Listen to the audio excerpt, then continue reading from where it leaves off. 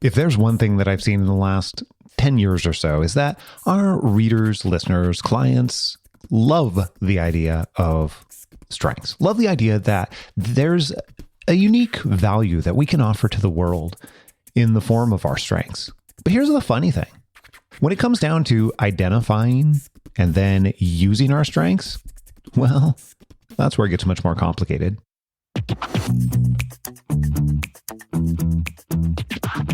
This is the Happen to Your Career podcast with Scott Anthony Barlow. We help you stop doing work that doesn't fit you, figure out what does, and make it happen. We help you define the work that is unapologetically you and then go get it. If you feel like you were meant for more and you're ready to make a change, keep listening. Here's Scott. Here's Scott. Here's Scott. When we talk about signature strengths, we're talking about the unique way that your individual strengths work together to make you, you. If you think back over any situation in any area of your life that you have been truly successful and felt like you were operating at your best, what we find is that once we break it down, you're not excelling because of your individual strengths. It's because of how those individual strengths work together in combination. That is the difference between what we refer to as strengths and what we call signature strengths.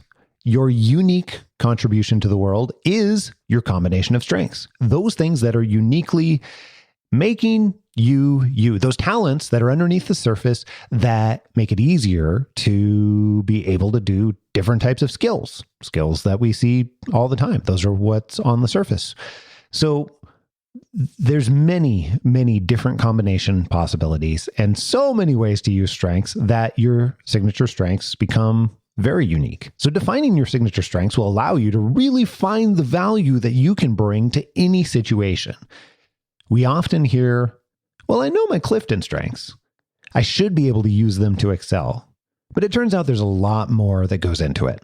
Today, we're going to cover quite a bit as it relates to strengths and particularly finding and beginning to use your signature strengths. We will go over an exercise that we've talked about on the podcast, but we'll go over an advanced version that sometimes we don't even use with our clients unless they're in the exact right scenario. And we'll cover a mental barrier that stops almost everyone from identifying what their unique combination of signature strengths are. It's counterintuitive, it's almost comical, and yet it stops every single one of us, including me, if I'm not careful at all. More importantly, we'll talk about how to overcome that, and I'll give you another exercise that can actually assist with that. Will it be a magic bullet? No. Will it get you started and well on your path? Yeah, absolutely. I think you'll love it. And we'll cover a few stories and examples along the way so that you can see how this can work for you in reality. More importantly, though, and I would say maybe most importantly, is I want you to leave today with an understanding of what signature strengths actually are and what you can do to begin identifying them so that you can continue to build on them for the rest of your life. Now, if you think about signature strengths, they are the most true representation of you. They're where you're able to be at your best and your truest self. Like if we oversimplify for a little bit, that's what it is. How do we get there? Well, it's that combination of strengths. Okay, let's talk about the counterintuitive way that strengths work. The way that we think it works is that if we know our strengths, we should be able to automatically then use them, right? Like if we know it, we should be able to do it. Turns out, not the case. The way it actually works is it's a cycle over and over. You get familiar with your strengths initially. This is a lot of the work that we find behind the scenes we're doing with clients, particularly how your strengths are working together. You would then attempt to define those, then try to use them and observe how you're using them in the real world. Then that causes you to better refine them to, well, let's say even how you describe them, and then your understanding, the depth of your understanding, which then hyper-focuses how you're attempting to use them in the real world, which then allows you to better understand them. You notice that we're going in a cycle. That cycle repeats over and over. It can become an intentional feedback loop for you to understand and then use your strengths and then refine and then repeat. Interesting note here. When we're working with our clients who have the goal of an intentional career change, we usually don't get into mastering this feedback loop. So this is pretty advanced stuff. The reason why is we actually usually don't need to. A mid-level understanding of your individual strengths where you're beginning to adapt them to your own words is usually enough to make it to your next role that can be an amazing fit for you, your next version of extraordinary. More importantly, the real reason why we do this is it's actually not as useful to you. This concept is not as useful to you compared to if you're already in a role that is an amazing fit. We observe that you can grow faster and develop faster in your strengths if we've already got an alignment from a fulfillment standpoint. If you're already in a place where you feel like you can be much more of your truest self. When you're there, that's where you can really start to establish those intentional feedback loops over and over again. So we find that we're really working on the deep level and more advanced level of signature strength stuff once somebody is already in a much better fit type role and they're looking to enhance or learn to thrive in that role where they already have some level of meaningful work. They already have some level of alignment. And then they're looking to make it better. They're looking to continue to improve on that and take advantage of that and ultimately thrive in that position. Okay, so I make that distinguishing factor because what I find is that everybody wants to go right to the advanced version. That's also not the way it works. It just isn't. That said, what we're going to do today is give you some exercises where you can use them in any scenario that you're in. Okay, now here's another interesting thing that we observe in coaching. At the beginning of this episode, I mentioned that there's a consistent mental wall or a blind spot that occurs with strengths. What is it? Well, people can't see how what they're doing and how they do it is actually unique. Why does that happen? Well, there's this funny thing that if you're operating as your truest self, then I mentioned on the last episode that we have a tendency to undervalue. If we are operating in a way that is allowing things to be easier for us or easy for us in one way or another, then we have a tendency to undervalue why that's easy and make the assumption that it's easy for everyone. So that's one way to think about it. Because of that, it creates this blind spot. But there's other reasons why that occurs too. Ultimately, they all result in us not being able to see how what we're doing is unique. This comes from a lot of different places. It can come from being in a certain type of situation.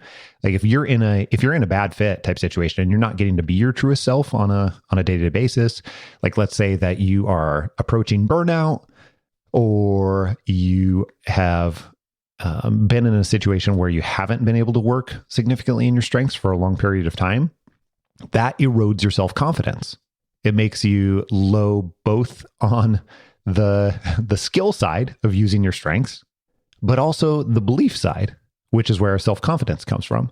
And what that also means is that as that continues to happen over time, to get to the point where you can then start to see how what your strengths are, your combination of strengths are, and what you uniquely offer, we have to actually first then rebuild that belief, self-confidence, and address the current situation.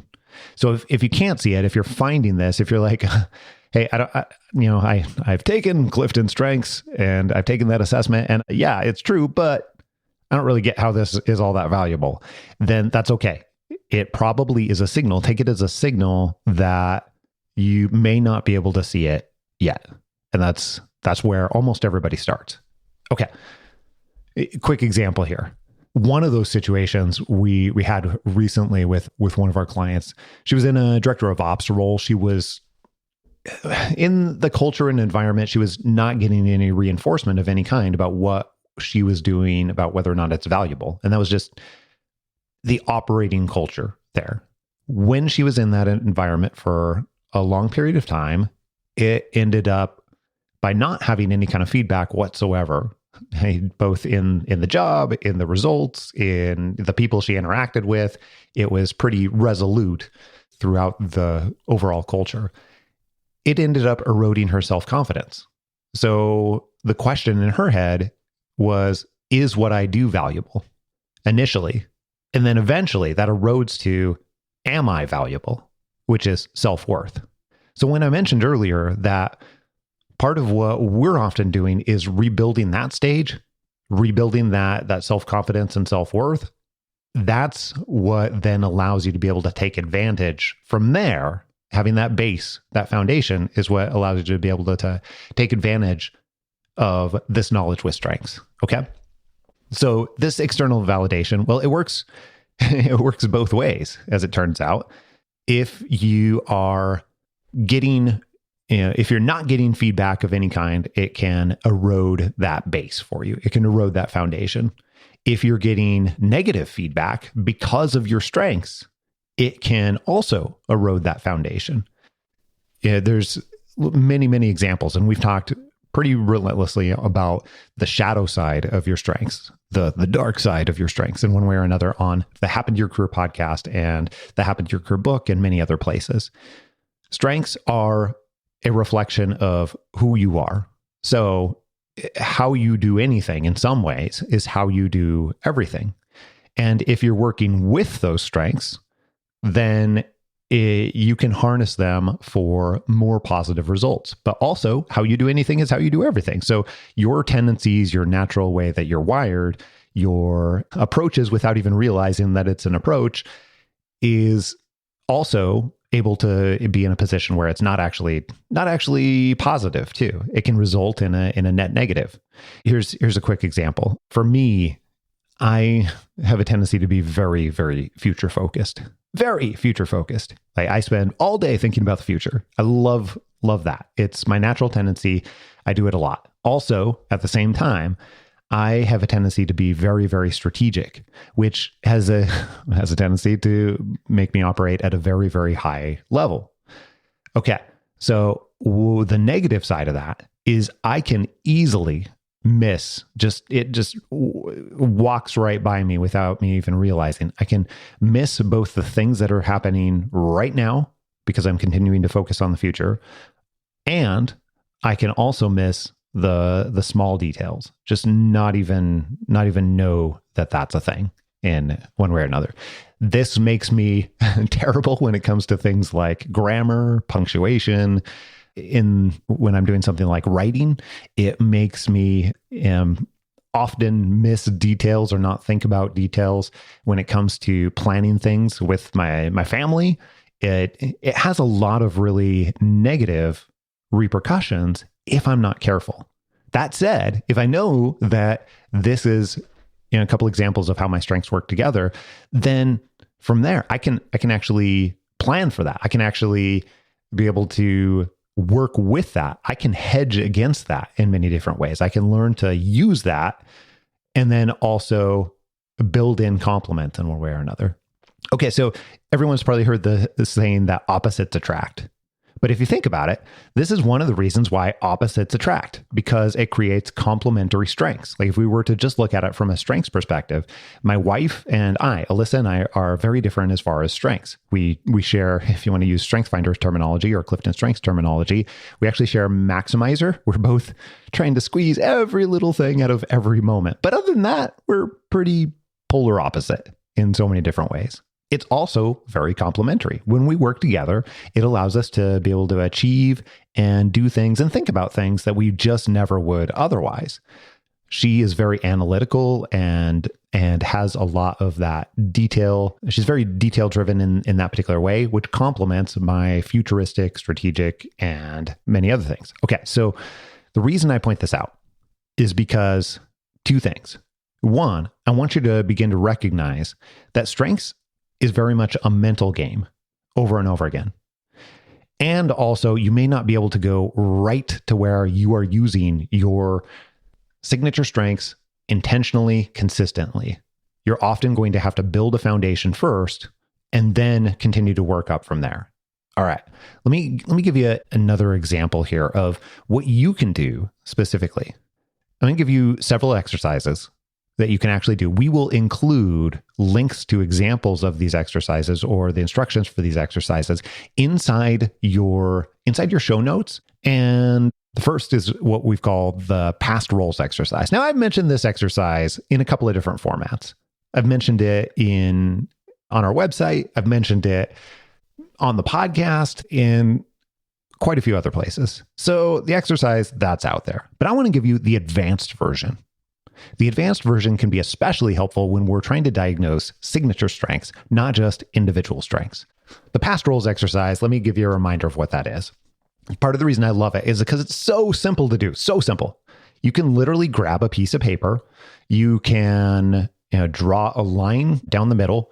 On the left-hand side, you can put all of your past roles. You can start with the most current, what's your most recent role, and then just keep going back. And you can put volunteer roles. You can put your roles outside of work. You can put any roles whatsoever. The reason we focus on roles is because if we're looking at it from a strengths perspective, how you do anything is how you do everything. You don't use your strengths differently at home versus at work. Sometimes you don't get to use your strengths at work, but you don't use them differently when you're getting to it. It's all your strengths. It's all you. It's all your tendencies. It's all the way you're wired. It's all how your dispositions are. So it's just coming from in you. It's your truest self, right? Sometimes you let your truest self out more frequently, and sometimes you don't.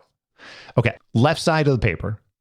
It is all your roles. You've listed those down. On the right-hand side of the paper, couple of different things that I want you to do. I want you to list what were the areas that you enjoyed the most? What were the areas you found the easiest? Okay. The reason we do this, this is the super basic version of the past roles exercise. The reason we do this is because it allows us to begin looking for patterns immediately. Often when we have clients do this or other people are listening and then perform this exercise, they can list out all those pieces, and then we're not necessarily looking for the magic bullet here. We're just starting to look for clues that create a pattern. So we put this with everything else that you know about yourself, and then we start to observe what are the trends there. It might be that, wow, you know what? I found that it was incredibly easy to be able to answer tickets for support on the project that I was working on, and those tickets, particularly the thing that was easy, is it was wonderfully easy to be able to delight the people on the other end because you just couldn't stop going above and beyond and writing them little quips that they thought was funny, but also solve the problem. Whatever it is, we're looking for those patterns. Let's say that shows up in other places. Another place that it shows up is not in customer support, but in emails for your day job.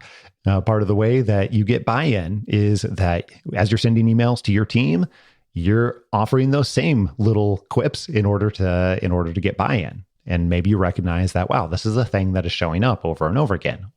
We can start to dig into, okay, what is it? What is the strength that's underneath the surface that is causing that to happen, where you keep doing this over and over again, and it's not normal for other people to do? That's what we're looking for. We're looking for those clues. But let me give you the advanced version. We haven't ever talked about this before anyplace else.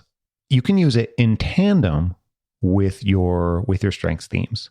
Although it is more advanced, it's still simple enough to describe here. In some cases, it can be more difficult to execute, and I'll give you a couple of ways you can handle that too.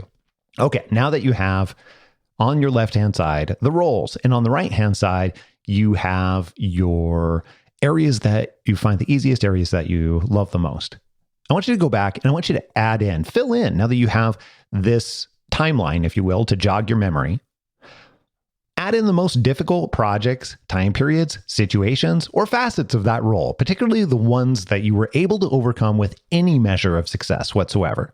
Maybe it wasn't a total success, but you were able to create some level of success with any of those projects, time periods, situations, etc.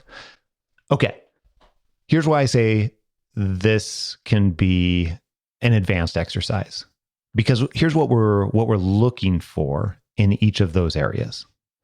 when we go and identify those projects, time periods, situations, what I want you to start doing is after you identify them, I want you to start applying what strengths you see that were required to create that success.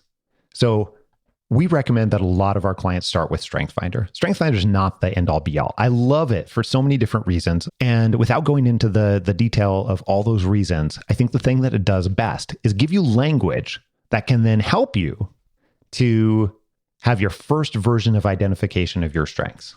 But here, you can take that language or that representation or the StrengthsFinder themes. In this case, those, what they now call Clifton Strengths themes, there's 34 of them. And then you could literally list the titles of each one. So I can put futuristic, I can put strategic, I can put woo, I can put whatever it is, and apply that to why I was successful. What was going on there? And when we do this in a coaching capacity, when we're doing it in a one-on-one, here's what the line of questioning looks like from a coach to our client.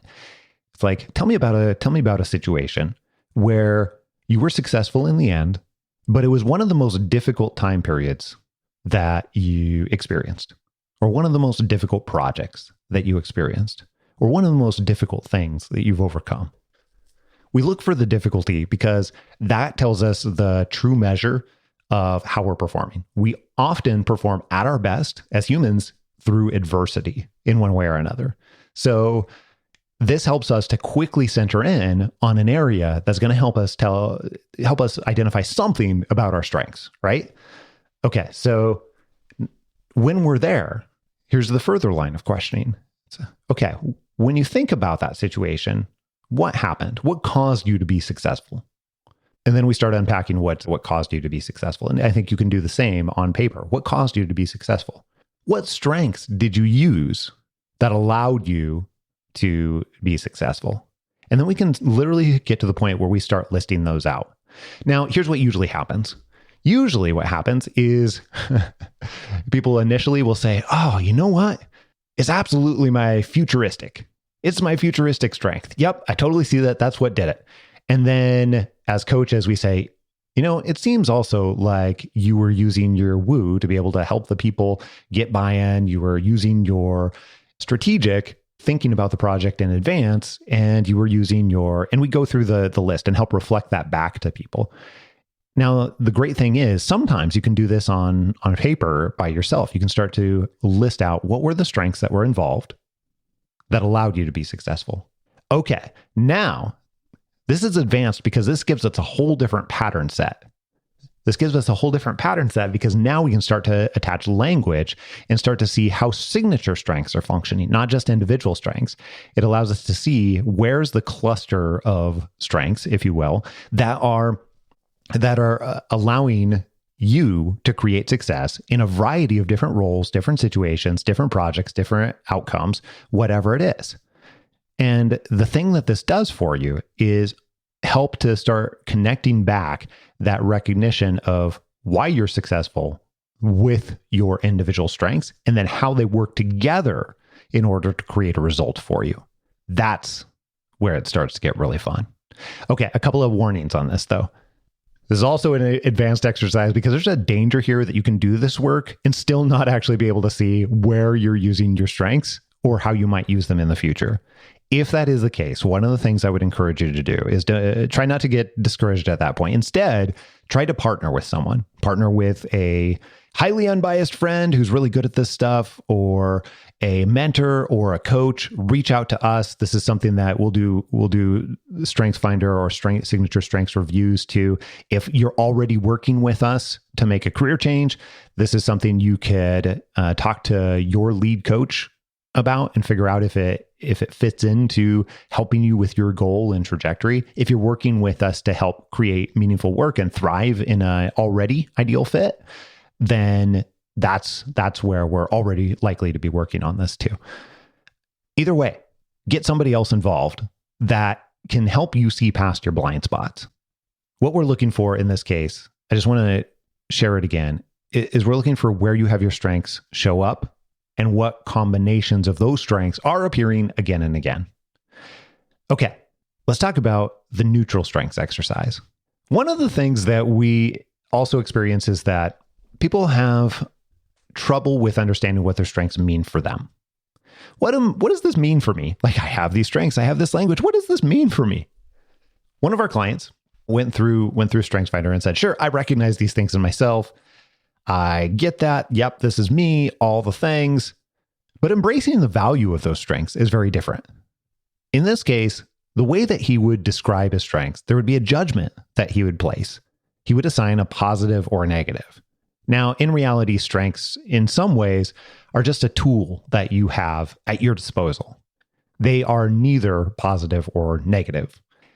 But as we already said, there can be a dark side or a shadow side to your strengths if you're working against them versus a positive side when you're learning to work with your strengths and learning to make your strengths work for you. So think about it as a tool, much the same as like money, for example. I know this is a weird analogy, but money's a tool. It doesn't necessarily, it's not good or bad on its own. It just helps to achieve good or bad things. But by itself, it's just a tool. And strengths are sort of the same way. Yes, they are the biggest representation of you or the truest representation of you when you're using them, but it's still just a tool and can be used and harnessed either way for positive or negative.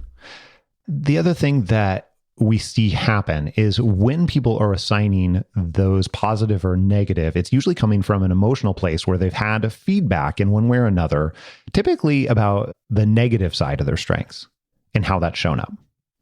And that is reinforced over time that who they are, because remember, strengths are the truest sense of you, that who they are is not great. And that then creates this negative belief and negative bias in which is sometimes difficult to overturn.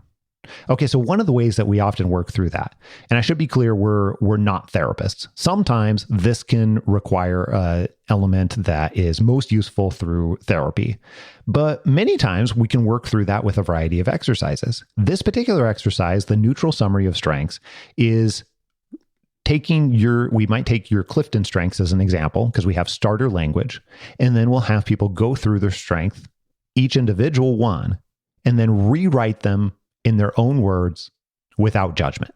That's the neutral part. Rewrite it in your own words without judgment.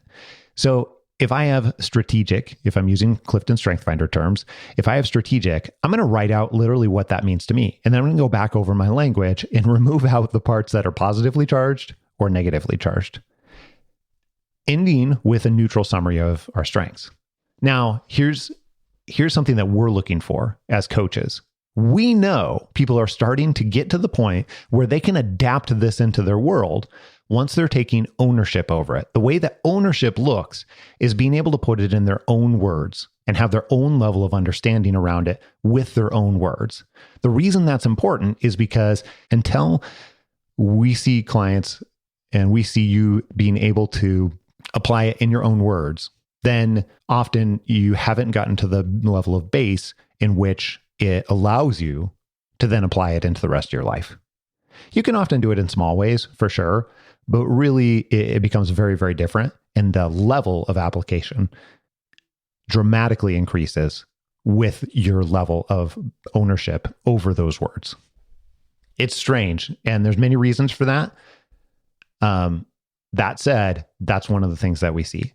Now, one of the other things that we see too that has a tendency to hold people back is they feel like they are being selfish when they describe what they want or how they want to utilize their strengths.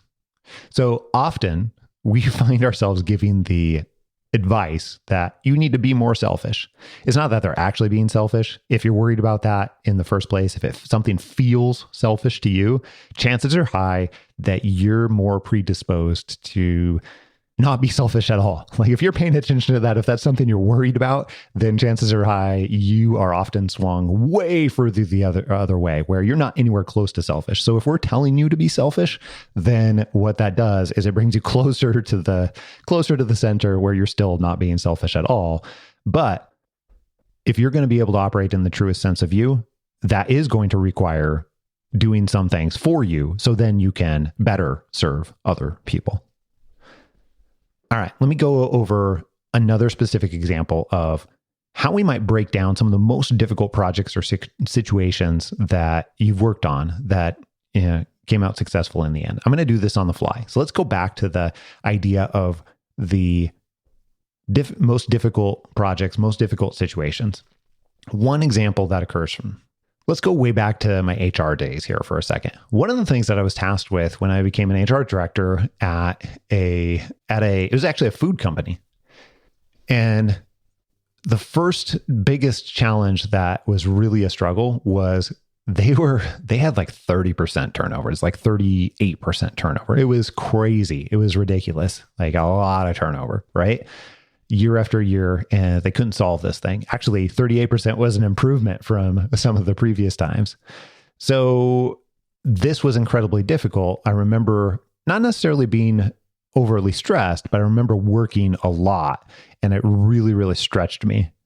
And so if I think about that, I list down that situation. Okay, that time period, because I took that, the outcome was over about a year period, took it from 38% to, I think it was like 21% turnover. So almost cut it in half. And what did it take? Like, what were the strengths that went into that?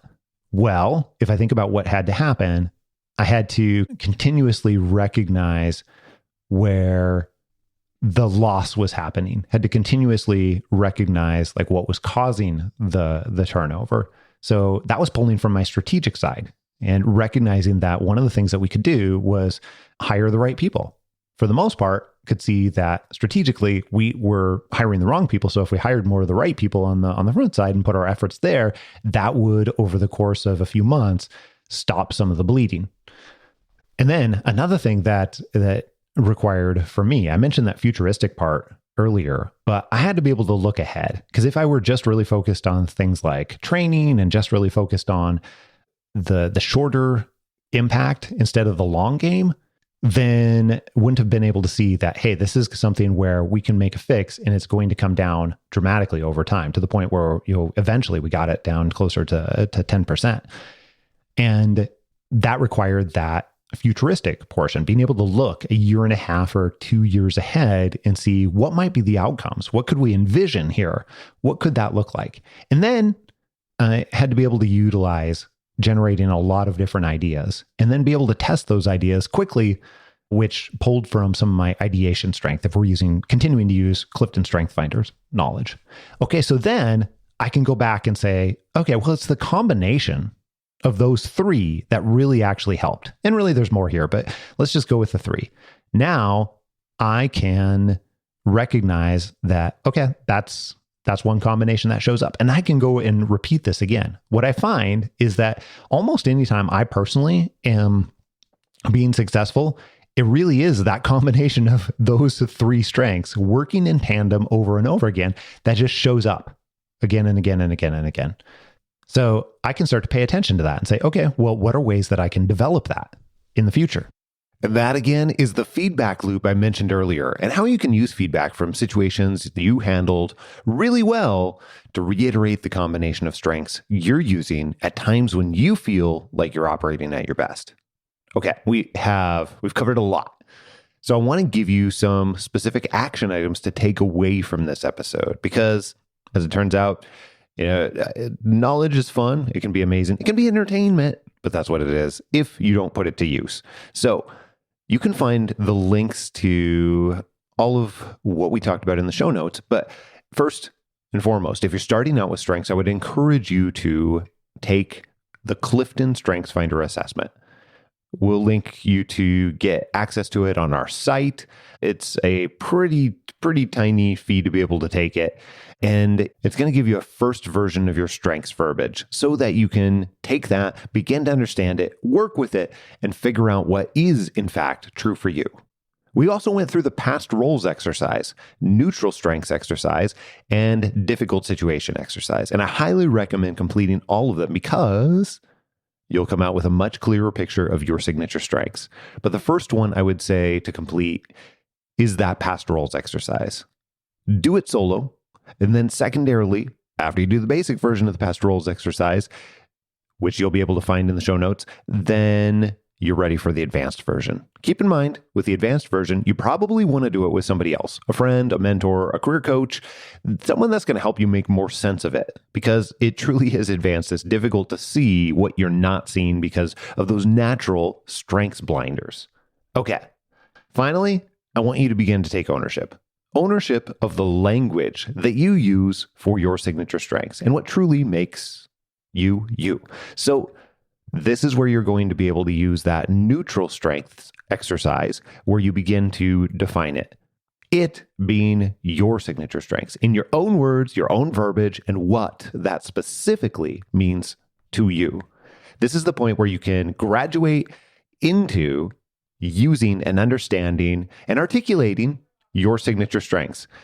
If you're already in a role, by the way, that's a great fit for you. That's going to be a little bit easier. And if you're not, it's not that you can't do it, but it'll allow you to be able to, it'll be a little bit more difficult. It'll allow you to develop your strengths at a more rapid rate. And if you use them more frequently, pay attention and you'll be able to make adjustments. You can also do this outside of work too. The other areas where you find that you might already be well aligned and be able to utilize your strengths there. The same observations will be apparent. It doesn't necessarily have to be in your work.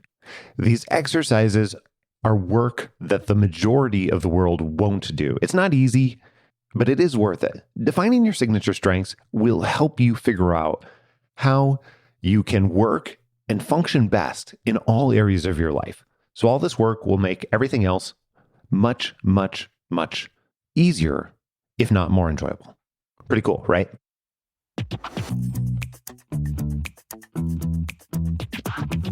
Hey, if you've been listening to our episodes here at Happen to Your Career and you want to make an intentional career change to much more meaningful work and have it neatly laid out into an organized framework, well, guess what? We actually have that available for you in the Happen to Your Career book. It's available on Amazon, Audible, anywhere else where you get your books. You'll learn about the 5 hidden obstacles stopping your career change, how to figure out what would truly make you happy with your career, and what brings you more happy more often. And more importantly, how to transition to a much more fulfilling career and life. You can find the book on Amazon, Audible, anywhere where books are sold. By the way, people are particularly loving the audiobook, which you can access right now in seconds. Here's a sneak peek into what we have coming up for you next week, right here on Happen to Your Career. I tried to do that on my own and realized very, very quickly that I was going nowhere fast. The job searches were pretty much leading me. I was very overwhelmed and I'm very scattered throughout my searches, not really knowing where to focus or how to focus. Over the years, we've shown you a lot of career changes that most people would consider impossible. We know from being on the inside of these that it can be really challenging to think about how on earth someone would make this career change from one drastically different occupation to another, or how they might go and get what most people would consider to be a impossible dream job, and many, many other things between. So that's one of the reasons why we take great pains to show you how it works from the inside. For example, how does someone go from identifying a list of organizations that they might want to work for and getting an opportunity with their number one company on that list? All that and plenty more next week right here on Happen to Your Career. Make sure that you don't miss it. And if you haven't already, click subscribe on your podcast player so that you can download this podcast in your sleep and you get it automatically, even the bonus episodes every single week, sometimes multiple times a week. Until next week, adios. I'm out.